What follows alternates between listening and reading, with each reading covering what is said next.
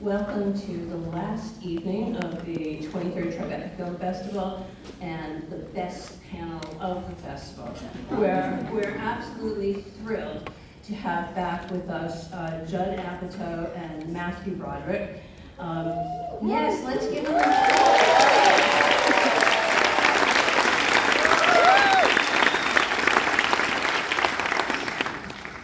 Judd is one of the most prolific comedic minds in the industry. He has directed some of the most widely recognized comedic films, including The 40-Year-Old Virgin, who liked that? Knocked Up. The King of Staten Island. Okay, but he also produced Bridesmaid. Superbad.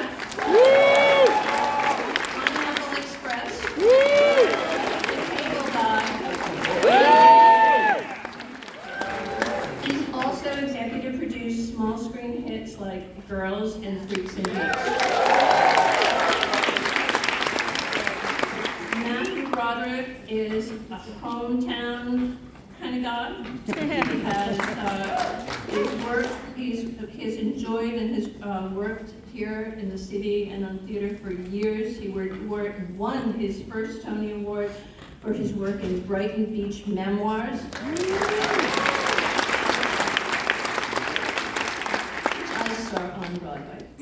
He then went on to amass a glowing film career, starring in films such as Election, The Producers, Margaret, and one of my all-time favorite films, Ferris Bueller's Day Off.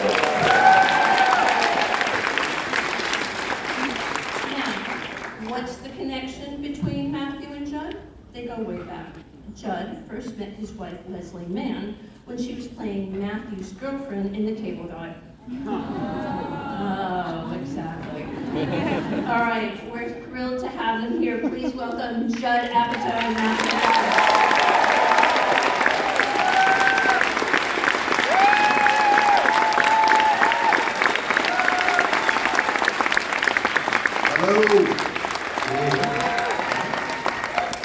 We did it, Matthew. We're here. We're here.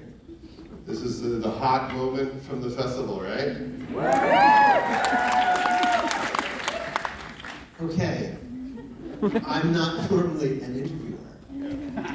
And I spent a lot of time looking down on them, and now I wish I was one. How are you? That's my first question.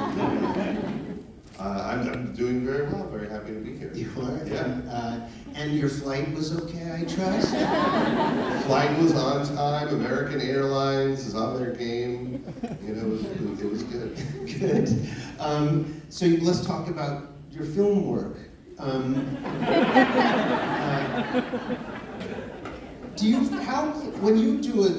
When you finally get a scene in front of an audience, how often are you either pleasantly or unpleasantly surprised? Do you feel you can tell on the set if something is good? Can you tell in the editing room? When do you know if a scene is working? Sometimes on the set, you are sure it's great, and it is. And other times you're so sure, and then it's so bad. I remember we were shooting a scene for The Cable Guy, and it was outside in the rain. And Jim is now full-on murderer. All this was cut out of the movie. And he's on a horse, and he's hidden his head underneath his jacket, like Ichabod Crane. And he rides the horse, and he leaps off the horse and tackles you, and then you guys fight in the mud, and he takes out a drill, and he's gonna drill your head, right? And I remember you got hypothermia that night, Yeah. and you scratched your cornea. Yes, a little bit. Well, I think Jim hurt his eye. We both had so much mud in our eyes that I let them rinse me, but he toughed it out and went home and ended up in the emergency room with a scratched eyeball. And I always remember, you just turned to me very quietly and you went, "The hardest scene never makes the cut." And then in my head, I'm like, I am going to prove Matthew wrong, that his hypothermia was worth it. And then got into editing and we were like, this scene doesn't work at all. And then we cut it right out. gee. Yeah, and I remember another thing, if you see that movie, but nobody ever notices that you did cut it out. So we're having a few scenes, and then suddenly we're covered in mud, and nothing has happened that made us muddy. Why are you ruining the cable guy for everybody? Well, there's that great shot in the Jack Nicholson movie, One Flew Over the Cuckoo's Nest, where he is strangling Nurse Ratched. You remember that at the end? And it's 3 shots, and he's strangling her, and he's got his hat on, and then she's like, ah! And then he's strangling her, hat's gone. Yeah. And then he's strangling her, hat's back.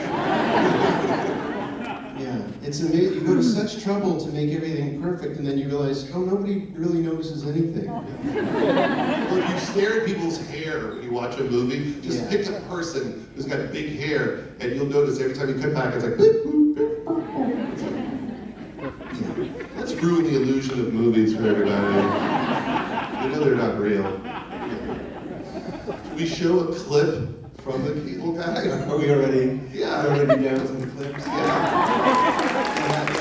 Now, if I could say how the cable guy happened was at some point this guy Lou Holtz wrote this movie, and Chris Farley was going to do it, but then he wasn't available. And then Jim Carrey came on, and I was friends with Jim, and they asked me to do rewrites and produce for Ben Stiller. And then it was like, well, who will play the person that he harasses? And immediately we thought of you, and then we're so excited. Is that a good story? We were so excited. I remember the time thinking, this is like one of Matthew's first roles where you played like an adult. Maybe. I don't remember when in the canon this took place. We shot in 1995. How old would you have been then? Oh boy, somewhere 32. So before that you played children, all the way up to 32. At least in our hearts, you were always youthful. But I was excited about that because I just thought like, oh, this is a real Matthew Broderick in full manhood movie. And so this scene was a great scene. There was like an original draft. I had nothing to do with it, but it was really funny. It's weird I picked a clip of something I didn't really write that much of. But Jim Carrey's character, the cable guy, is kind of stalking Matthew and sets him up with a woman, and they have sex, and it's a big deal because he just had a breakup. And then this is the next morning post-coital Broderick.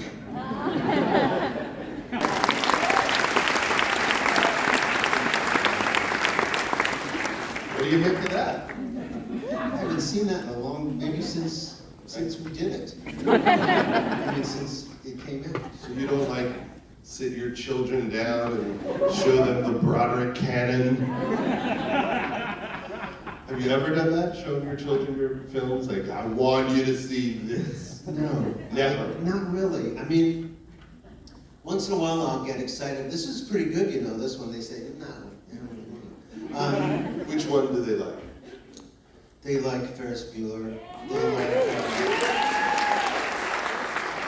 They like The Lion King, which I portrayed adult Simba. And I heard that they like the remake of live action better. They like the Beyonce version way better. That's what they told us. Now that's you and your children. Look at my children. They like the one that I did. What do you want to talk about, pal? I'm trying to think of my memories of the cable guy. I have several memories that always stick out. One is I remember there was a day we were shooting at the Queen Mary, this giant soundstage. It wasn't even a soundstage, it's where they used to keep the Queen Mary boat in Long Beach, and it was rainy, and it was like a very long shoot, 70 days. And there was a day where they screwed up the schedule, and we just didn't use you all day. And you were just in your trailer. After 14 hours, I went to check on you, and you were so mad at me. You were just don't do that again.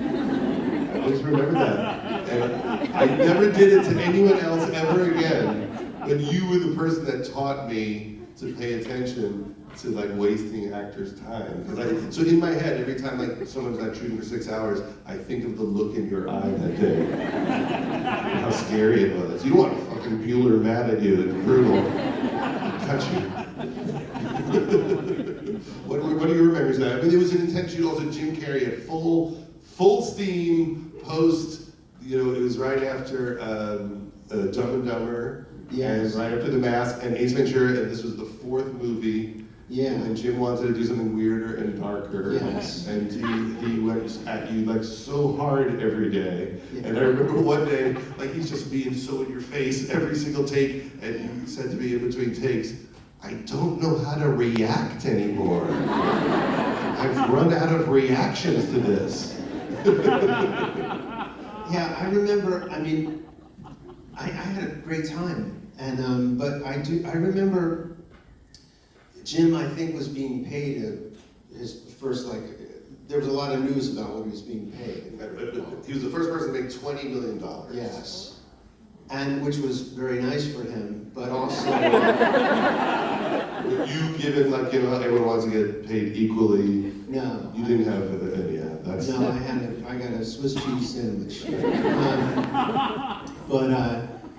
But you know, nice as it was to make all that, I think it put a lot of pressure on him in a way. You know, to be, it hadn't been that long since he was relatively unknown. And suddenly he's like the highest paid, you gotta be the greatest genius ever, every minute. So I always felt a little, I was sympathetic that must, just the pressure that he would put on himself. I don't know if he really did do that, but it would make me, it's a double-edged sword when you have that kind of success, you know, so I was sympathetic to that. It was, that was a big explosion of, I don't know how many people have gotten that big in that way, that fast. And but he was so funny every day. We would laugh so hard at Jim doing that character. And so I cut together 10 minutes of the movie, and I gave it to like Bernie Brillstein, who was one of the producers, and some people from Brillstein, and I said, "What do you think? Isn't it great?" And they're just like, "No! Is he gonna talk like that the whole movie?" They're like, "Yeah, isn't it funny?" And they're like, "No!" And then they said, I said, "No, I think it's really funny. It's like the movie Neighbors with the Belushi and Aykroyd." And then Bernie Brillstein goes, "I know, I produced that movie. It was terrible. It didn't work." Yeah. But afterwards, you did a movie called Godzilla. Yeah. You remember that? I feel like you fought Godzilla. Yes, I did. I ran away from Godzilla mostly. It was raining. The whole movie was raining, and who directed that Godzilla? Roland Emmerich, great director. Yeah, I loved making that movie. I don't think you were involved in it. I did not get the call to do that. I wonder why I did. Was that the extent of your action movie career? Like, did you ever do another big Matthew Broderick action fighting monsters movie? No, I did War Games, which was a little action in it, I guess. Inspector Gadget had. I mean, it did. You showed your kids Inspector Gadget? No. Godzilla? No. I see a family film festival happening. My kids, like, they really don't want to watch it. They don't like stuff it ever. They hate it, and like, my kids are in funny people, and they won't watch it. They think it's so funny that they've never seen it. And so that's their running gag, because they refuse to see it. And so every time they walk in a room, I have it playing on the TV. But the most I can get out of my kids is like my daughter, like Iris, like, so I'll go, "What did you do last night with your friends?" "We watched Anchorman." "Oh yeah, how was it?" "It was good." That is the praise. That's the level of praise that you get. Yeah. I don't think they like to watch their parents on screen. Something about that makes them a little uncomfortable. They love seeing you in the theater. No, I wouldn't go that. Yeah, I guess so. Yeah. What parent are you? Are you strict? I'm trying to imagine you really putting the hammer down. No, I can be a little, the way I was with you, you know, don't do that again. You do it with Can't the tell if eyes. Dad is mad, but I think he might be, so we better never do that again. It's hard having boundaries. Yeah, I mean, I don't think anybody would call me strict, but I am occasionally, I think I have some authority with them, or I used to. What's your phone usage rules? Well, not when reading, you know, not at dinner, but Just the 23 well, other hours in a day. We have 15-year-old daughters and a 21-year-old man in the house at the moment, so I can't really go to him and say, put your phone down, young man, you know? I don't know, it's changing now. I guess in schools they're starting to really crack down. In Europe, I've heard, on cell phones. What is your... Because you're like famous, for many things, but one of the things is being Ferris Bueller who doesn't listen to parents or authority. So you telling a child not to do something, and then they just like think of you with the soapy hair, and they're like, I'm not gonna listen to that man trying to guide me through life. He stole the car.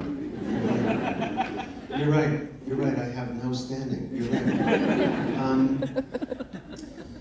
Okay. I think you're doing very well as a moderator. I know you don't have any respect for interviewers, and I appreciate I it. do have respect. Now I have more respect for interviewers than I've ever had. In your head right now, you're like, I get Charlie Rose. I understand his In kid. fact, I have Charlie Rose right over here. Yeah. He's not. Do you, I watched your wonderful George Carlin documentary again last night, which is so good. And, he's somebody who reinvented himself 3, maybe more, 5, I don't know how many times, from the hippie guy to the 80s guy to the sage guy, and just kept himself. He would slip for a couple of years, it looks like, from your show, and then refigure it out. And it's so impressive and so unusual, I think. I guess what I'm getting at is with comedy, which can be so of a moment, and then our kids might not laugh at what we thought was funny even 10 years ago, and because it changes so quickly. But, you've been doing this quite a while now, and so have I. And how do you keep yourself current, without constantly chasing somebody else? You want to stay to yourself, but also be flexible and become new, right? Yeah, I mean, obviously it's amazing what he did, but the reason why George Carlin changed a few times was that he would do something and get kind of stale, and then a couple of times people made fun of him. So he was getting kind of corny and observational, and Cheech from Cheech and Chong said, all he talks about is peas.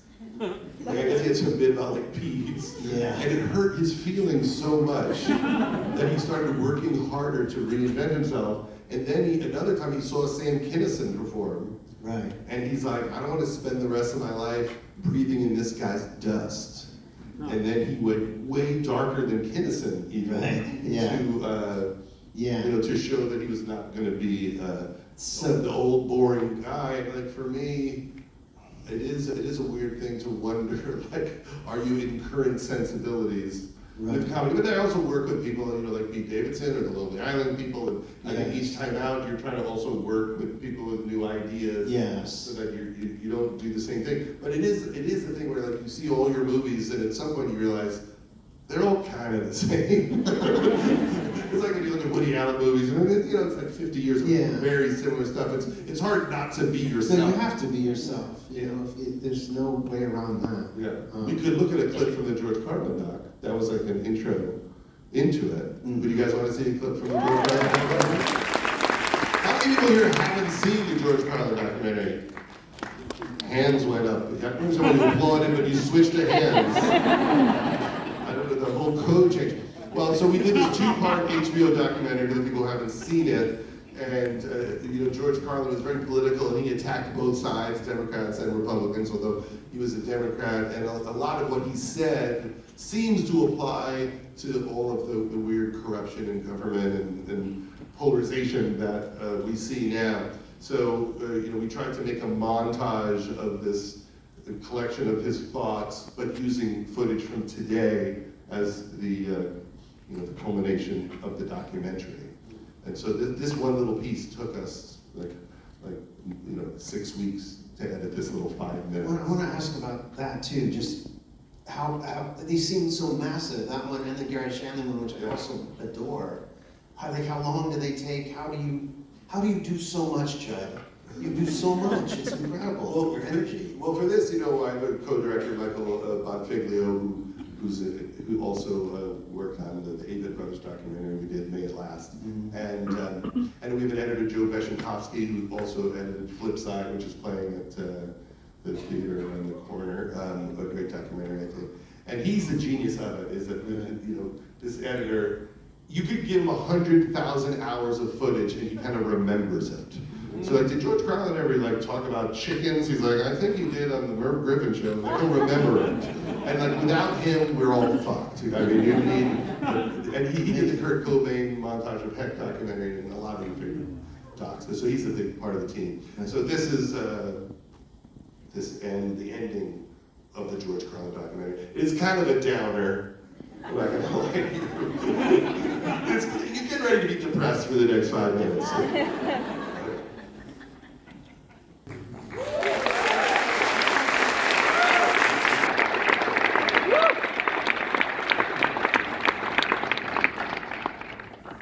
So what do you and Leslie do for a date night?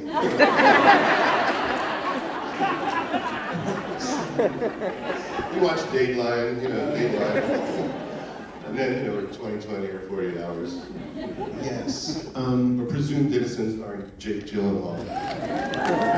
Very good, strong work. No, I'm trying to digest what I just saw, and I'm so depressed I can't continue. It was a choice to show that here, but you don't get to see it on a big screen very often. I think it's great. And it is amazing that he had all those thoughts, right? I think as I remember saying, that comedy really ages badly. Like no one's sitting around listening to Lenny Bruce records anymore. And so for someone to have so many different deep thoughts, and we keep going back to George Carlin.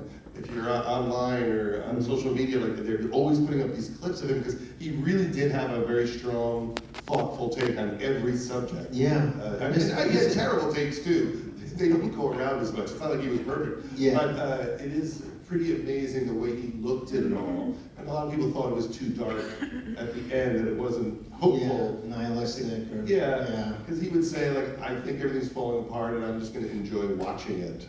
But I always thought that was a way to kind of provoke people into caring more. Like if you're doing the character of the guy who doesn't care anymore, it is a way to tell people to care. And what did he say as his sign-off, right? He said, be good to yourselves and be good to someone else too. Yes. So that's, I think, the core. That's not so dark. Yeah, exactly. I'm so sad now. Well, it can be a hopeful moment. Yeah. If everyone voted. If what? It requires voting. Yes. It's so easy for it to be better. If you just vote, it's not that hard. Yeah. You just gotta register. And vote for the right person. Oh, yes, that's true. Well, I don't tell people to vote for me.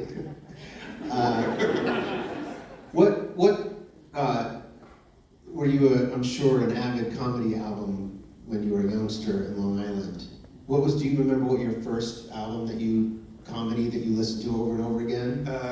It was Bill Crosby and the Wonderfulness record, the Chicken Heart Monster bit, and then I used to listen to George Carlin records, and then the Steve Martin records. There was some heavy heavy rotation. I love the Steve Martin documentary. Did you see the Steve Martin documentary? I just love that the whole voice that he did, which we all love the way he talked, like, hey, how are you? Like, that it was just like he was doing like a magician's voice. That it all started as, from magic. And as a kid, I was so obsessed with Steve Martin. When I was 13, we used to drive past his house. Anytime I was visiting my grandmother in Beverly Hills, I would say, can you drive past Steve Martin's house? Because I had seen it in the paper, I knew what it looked like. I'm like, he's in there right now. And I was always so excited. And then one day we're driving by, and he's outside. And he's washing his car, and 13, I'm like, holy shit, Steve Martin is. I grab a piece of paper from my grandmother and a pen, and I run out, and I go, hey Steve, I'm your biggest fan, will you sign an autograph? And he said, no, I'm sorry, I can't, I don't sign autographs at my house. I'm sorry, but people will knock on my door, so I don't do that. And I said, well, will you sign it in the street? And he's like, no, I really can't. I'm like, please, I'm not from here, I won't tell anyone where you live. And he's like, I'm sorry, which I certainly understand. Like, if someone knocks on my door, I'm not like him, I like call the cops. And so, but I was so upset, so I sat down with a piece of paper and I wrote a letter to him, and I wrote like, dear Steve, I'm your biggest fan, but you treat your fans like garbage. You wouldn't live in that house if I didn't buy all of your records and go to all of your movies, and if you don't send me an apology, I'm gonna send your address to Home to the Stars, and you're gonna have tour buses passing by 24 hours a day. And then I put it in his mailbox, no stamp. So then, 6 months later, he had written this book called Cruel Shoes, a book of funny short stories. And he sent it to me in the mail. This is in 1980, 44 years ago. And it said, to Judd, I'm sorry. I didn't realize I was speaking to the Judd Apatow. And he's the nicest man in the world. I mean, my hero totally, and I look back now, and I think it was really important to me because I was 13 years old, and when he sent me the book with a joke in it after my letter, which was basically a joke, I thought I made him laugh. And the idea that he thought I was worth sending that joke to made me feel like I could enter this business. And so it was a really special moment.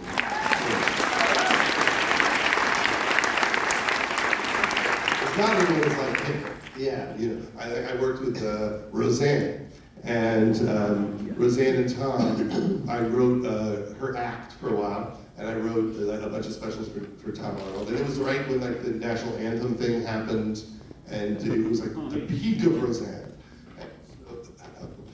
Hello. And so we were going to shoot a sketch for this Tom Arnold HBO special at my grandmother's house.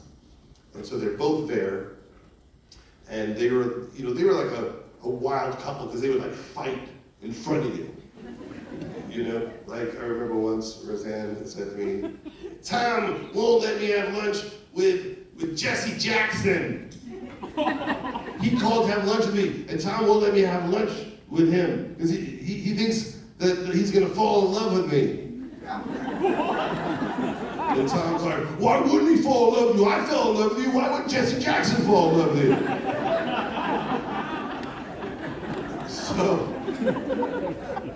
So we're at my grandma's house, and she's getting her makeup done, like in my grandma's guest room, And Roseanne says, like, should I get a facelift?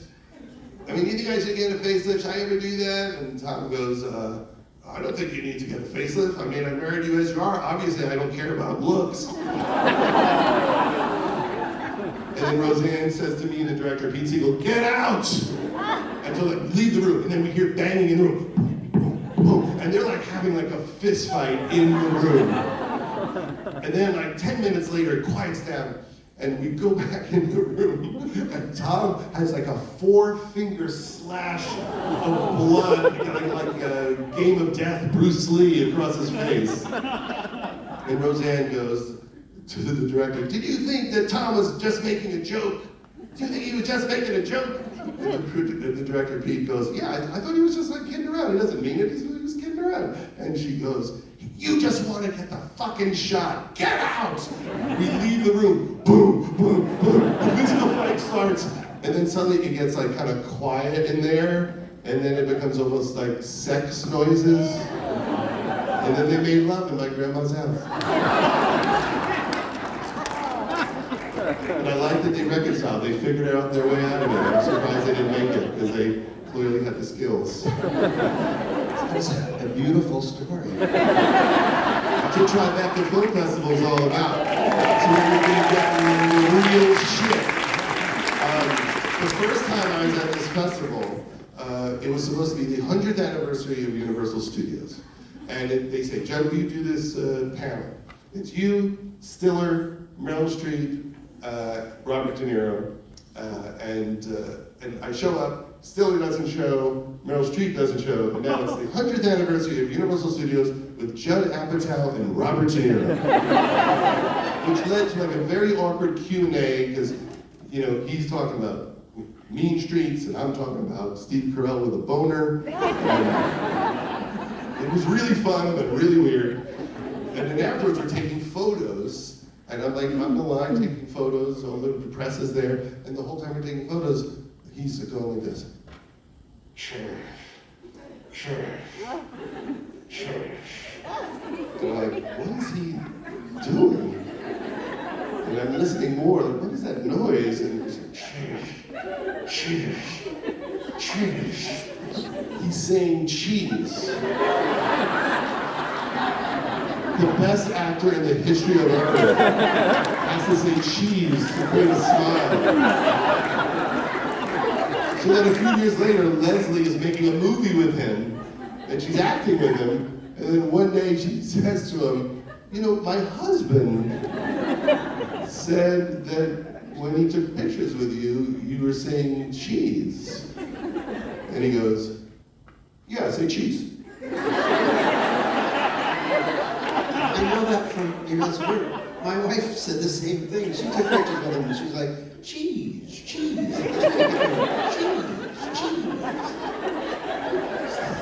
I'm saying cheese. And it was Robert De Niro. Amazing.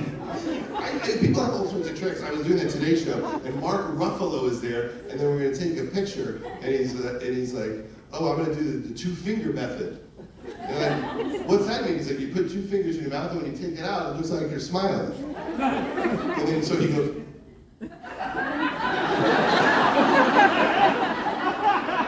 another of our finest actors, all sorts of tricks.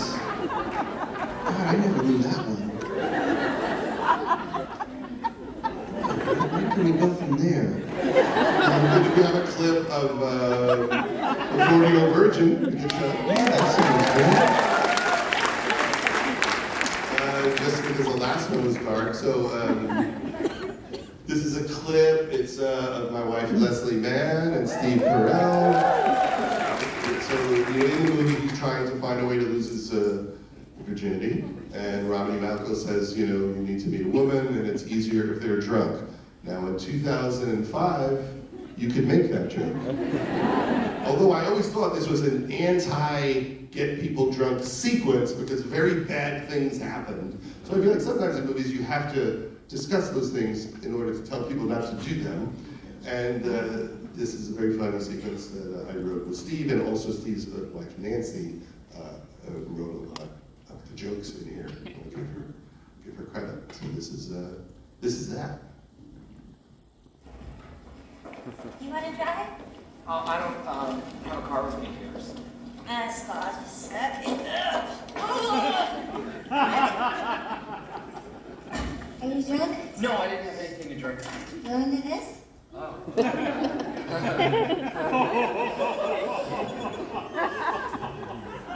What is this?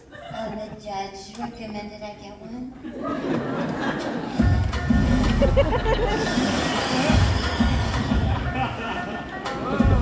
Okay. Okay.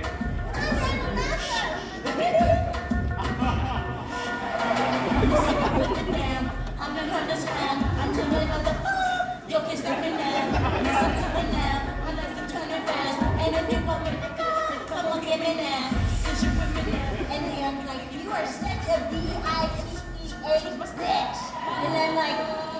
You're the best, bitch. No? Yeah. Who's your name again? Andy. Let me tell you something, Andy. Don't ever be named Dan. Dan runs with men and men jerk off. And he was a jerk off. Do you know what I mean? No, look out! I like you. You're not a jack. I ate the bad shellfish sandwiches. No. Listen. That tastes good. Oh, that's just shellfish.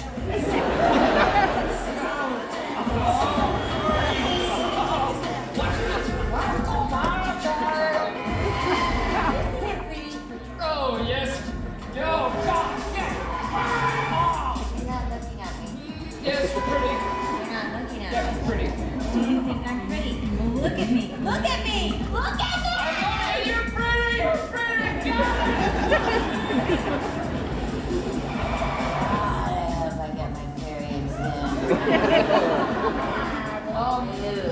Okay.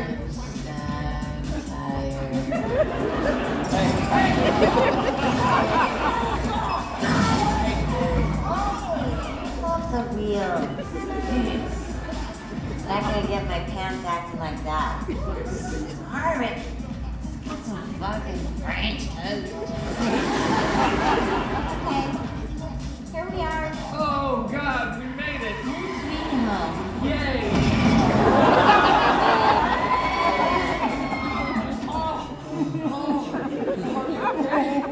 Fucker came out of nowhere.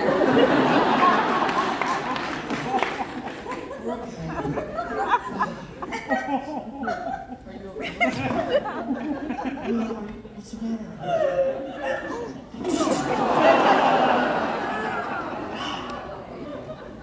I'm sorry.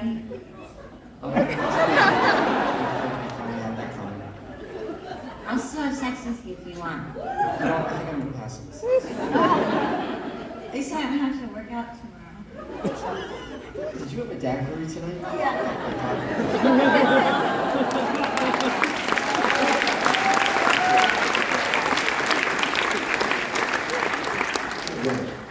Really. You know how Leslie prepared for that? She went out to a club with Seth, and Seth videotaped her as she got drunk, because she wanted to see how she behaved. And then she was just like, I always thought I was so cute. I think I was really annoying when I was drunk. But I thought maybe it'd be interesting to see if I've grown as a director at all, to show the clip from the King of Staten Island right after that, and we could see if I have learned anything Yes. since then. This is the scene after when Bill Burr, I don't know if you've seen it, but his child gets tattooed by Pete Davidson, and this is him complaining. And it's fun to see it with you because we made the King of Staten Island, and then COVID happened, and so we had to, just sell it online, and so we were just about to be in theaters, and then we weren't. So it's nice to hear laughs or no laughs. I may learn something right there. Let's roll the clip.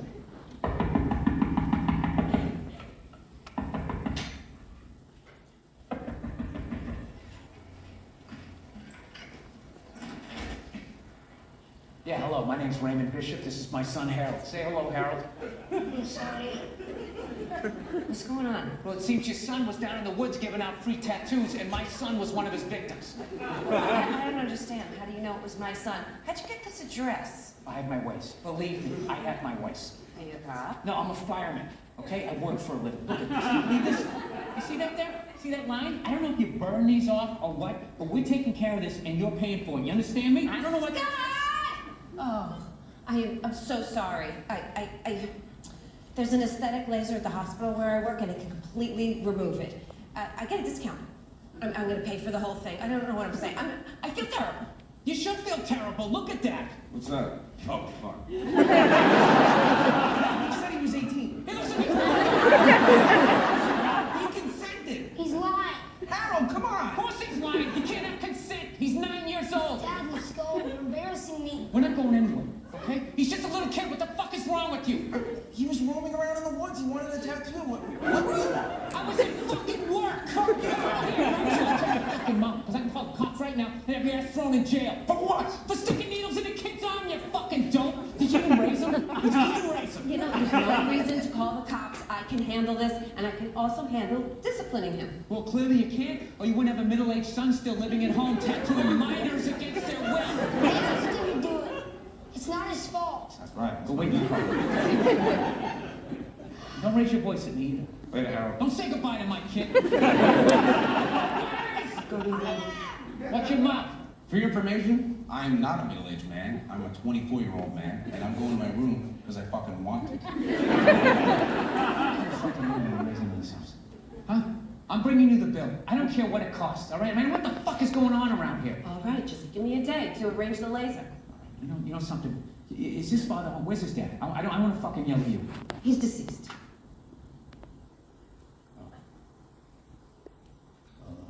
I'm sorry for your loss. I'm sure if he was still around, he would agree with the fact that, you should still pay for it.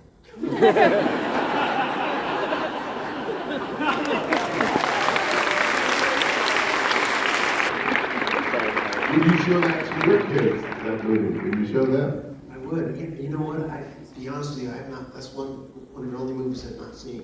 So It looks very good. You have something to do this weekend. I'll just show my family all of your films, and you'll show yours and my films. But I used to, go see you on Broadway and the Neil Simon plays, and when I watch any of this stuff, it doesn't really come out that way. But I used to, go see all of those, and I just thought that he was the greatest Neil Simon. Yeah. And those plays would always be so funny. And then in the last act, they would get really emotional and dramatic, and I just thought, he just found a way to tear the house down and then kill you emotionally. Yeah. And it was always a big inspiration to me. Oh, that's good. Except I had added reefer and too many F curses. Yeah. Yeah, he's somebody who's, I wonder about, I just did another play of his that's 45 years old or something. And again, with comedy gets different and old, and it doesn't bother me, but I still like older stuff. Did Mike Nichols direct any of those plays that you did? He directed the movie of Biloxi Blues that I did.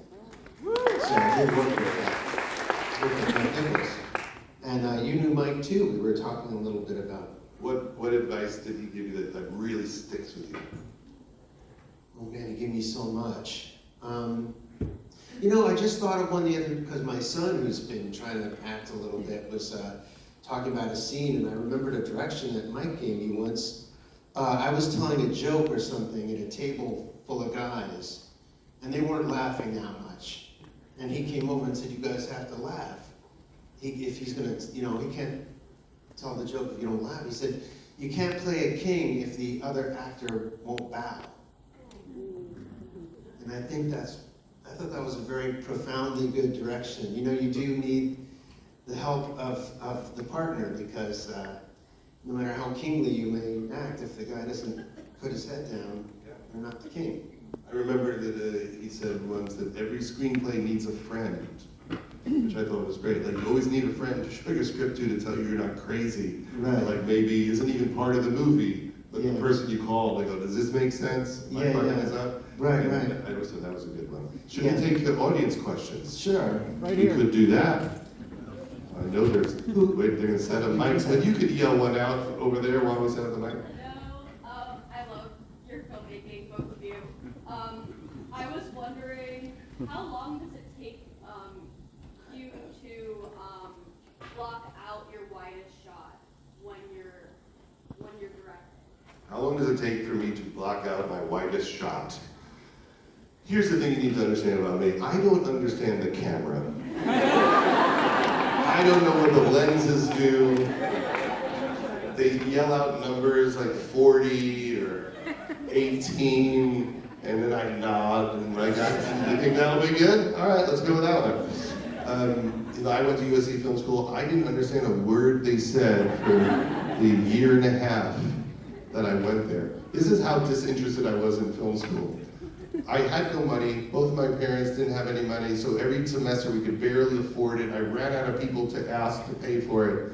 And I was doing very bad in school, and my films were terrible, and everyone else's films were great. Matt Reeves was in a class of mine, genius films, and mine are like idiotic. And so then I went on the dating game. And I won the dating game. And the dating game trip to Acapulco was in December during finals. And I thought, you know, I don't think I'm gonna make it through this school, and I'd like to go to Acapulco. So I quit college to go on the dating game. So I can't tell you anything about technology. That's for the Tarantino talking thing later, but I really don't know. I work with Janusz Kaminski and Jack Green and Fabian Papa, all these great DPs, because I don't know what I'm doing at all. And I usually just pick a movie like, let's make it look like Sideways, and they go, all right, I know what that is. And then that's how it works. Which is good advice, because you can be a great director and really not know anything visually, and people can help you. And you know when you see it, if it feels right, but you're not like a tech head. Do you a big wide shot when you get there, do you rehearse a lot, or do you want people to be kind of fresh and not rehearse too much? I mean, I like to do a lot of rehearsals and let everyone improvise, and then I videotape the improvisations, and I transcribe them, and I have notes, so on the day we do the scene, but then all the other stuff we've ever goofed on about the scene, so like even the drunk driving thing, we might have talked for another 10 minutes in the car, and then when we get to editing, we pick the things that we think work the best. Okay. How do we pick who to pick? It's my job. The gentleman in the black t-shirt. What advice would you give to somebody trying to get a screenplay produced who doesn't have a manager or agent? What advice would I have? Let me ask you, what advice do you have to a legendary producer who can't get a movie made? Touché, my friend. You tell me when you know. It's so sad. No, it's very, you know, I don't know, you just gotta shoot. You just gotta start shooting. That's what I tell everybody. It's not that expensive, you know, with the cameras and phones, and like you just have to start making things so people can see what you do and see your tone. I remember when I saw the Bottle Rocket short that Wes Anderson made in college. Everything that he is was in that first black and white 10-minute Bottle Rocket short. So I think really do have to just hit the street and just make things, and then people want to read it because they love the thing that you made. You are really cutting the line right there. There's an entire system of Matthew choosing.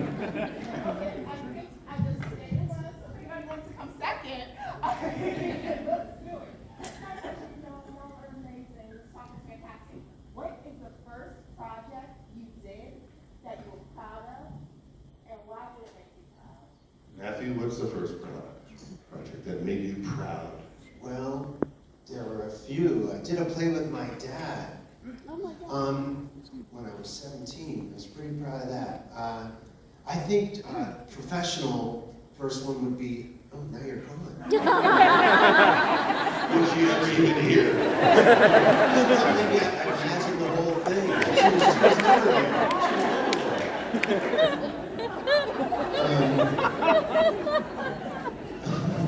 And great.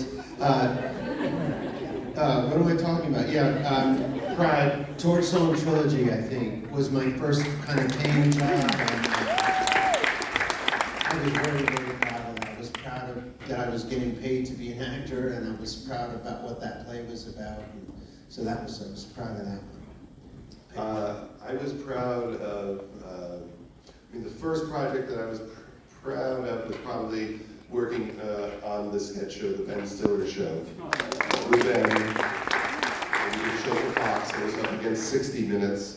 And it didn't last long, we did 13 of them, but it was really fun working with Ben and Andy Dick and Janine Garofalo and Bob Odenkirk and a lot of great writers. And we got canceled very quickly, but then we won the Emmy that year for writing, and it was a nice bit of encouragement that we weren't crazy. All right, who's next? Hey, there's a mic. I hate picking. Matthew. I hate choosing. I'll pick one. Matthew, there's mics. Okay. Microphone. We have a mic. microphone. Okay. Over there, right there. Okay, people are waiting. You don't have to pick. Do you remember the first belly laugh you gave either of your wives? I think that's going to happen pretty soon. We're working towards that. Still working on the joke. It's hard to make wives laugh because we're so annoying. You know? I'm trying all the time. But yeah, I get a lot of laughs. You do? Yeah. In your house? I don't. I get a lot of like stares. A lot of stares, like, oh, there's. Didn't you win her by making her laugh? Oh, I mean, at some point I must have been witty. I don't know. But yes, I would assume. And we are laughing a lot in the house. I try to shock everybody. I try to do all the jokes you're not allowed to do in life in the house. And then I'm like, don't say I said that. Keep it in the house. Other mics, see? You don't even have to pick. Hi, Judd. Hi, guys. Just a question. First of all, I just want to say, Judd, thank you for being a champion and mentoring so many women in comedy at a time when that was not happening. And my question is a very nerdy screenwriter question. When you've done your vomit draft, what are the things that you're thinking about with scenes specifically, like on making them stronger? What are the questions you're asking yourself? Well, I think what she's talking about is I always encourage people to just like bang out the first draft really fast, just because your unconscious or your subconscious just will reveal all sorts of things you wouldn't have thought. You know, if you don't, like when you're too methodical, you can get in your head and judge it and just never finish. So it's much easier to rewrite something that you have a first draft of. And then I think that you have to switch into an editor's mind. I really feel like you start as, just trying to spew, and then you, on a different day, not the same day, you read it with a vicious judgment of like, I like this, I don't like that, I don't like this, and then you switch to the creative person the next day, and then you play, and you just keep going back and forth. That's what I do. And then read it out loud. It's very painful sometimes, but get a bunch of friends, read it out loud, and then you usually can tell from that. I think we have time for one more question, and it better be amazing. It better be incredible. Okay, it's mostly for Matthew. You have tons of roles. A lot of really amazing performances, but you know, Ferris Bueller is really a classic, iconic role in film. So I wonder, they asked Jeff Bridges, how would you feel at the end of your career if you're most known for playing the dude from Big Lebowski, and he said he'd be fine with it. And Spock, Leonard Nimoy famously wrote the autobiography, I'm not Spock, and then wrote another one 20 years later saying, I am Spock. So I guess my question is, if you're most known for Ferris Bueller at the end of your career, how would you feel about that? And side note question is, I'm making a documentary about that song from that film. Oh yeah, do bow bow. And he turned out to be weirder than the lady who she had a great question, she respectfully ran away, and I love the guy that, he's clearly videotaping this to put in the documentary. Song. Already your co-star who plays Cameron, and I want you to please agree to maybe be in it for sure. What was the last one? I interviewed Alan Ruck for this crazy documentary idea already, and I'm hoping that you'll also agree. So that's the second let me think that over. One more question. We have 40 seconds. Do it. Go. Oh my God, thank you. So I don't have to lose my voice more than I already have during Tribeca Film Festival. Thank you. Hi, Judd. Hi, Matthew. My name is Miranda Kahn. I am also a Long Island Jew, and I'm also a comedy producer. I actually have a film that played in competition at Tribeca called The French Italian. Hopefully some of you guys saw it. It's getting lots of buzz. And my question was simply, do you guys want to come see the final screening tomorrow night? I mean, God bless you. I'm so glad you got to make that movie, but that is the worst last question. It's self-promotional. It does not honor Mr. Broderick. I'm a hustler, baby. I'm a hustler. I will be there, but I will go. I will go. I guarantee it. I guarantee I'll be there. Last one, I'm gonna go with this woman right here, 'cause